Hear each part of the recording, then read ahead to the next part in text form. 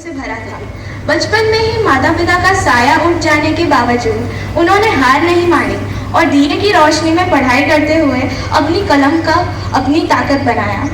उनका व्यक्तित्व अत्यंत विनम्र और संवेदनशील था, जिससे वे आम किसान, मजदूर और गरीब वर्ग के दर्द को गहराई से समझ सके।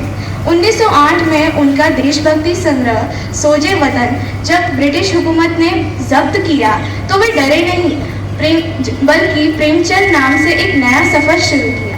1930 के दशक तक उन्होंने गोदान और ईदगाह जैसी अमर रचनाएं लिखकर भारतीय साहित्य का चेहरा हमेशा के लिए बदल दिया।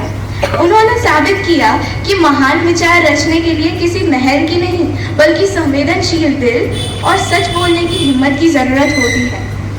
उनकी यही अदम्य इच्छा शक्ति और समाज को अपनी कलम से बदलने का जज्बा उन्हें आज भी भारत का अमर नायक बनाता है।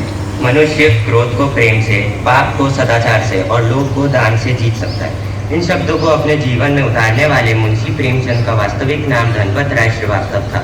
बचपन में उनकी माता का निधन हो गया। आर्थिक कठिनाइयों के कारण उन्हें पढ़ाई के साथ साथ नौकरी भी करनी पड़ी, किंतु संघर्षों ने उनके संकल्प को कभी डगमगाने नहीं दिया।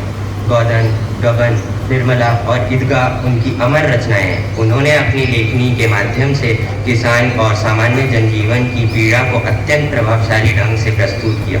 प्रेमचंद केवल एक साहित्यकार नहीं, बल्कि भारतीय समाज की चेतना के अमर स्वर हैं। अब हम आपके समक्ष का विवाह दहेज के कारण बड़ी उम्र के वकील तोताराम से हो जाता है। यह उपन्यास उस समय के भारतीय समाज में नारी की दयनीय स्थिति का मार्मिक चित्र है।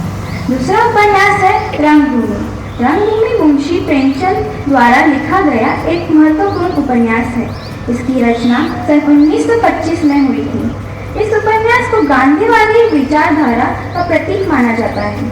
इस उपन्यास का मुख्य पात्र हंसा भिखारी सूरदास है।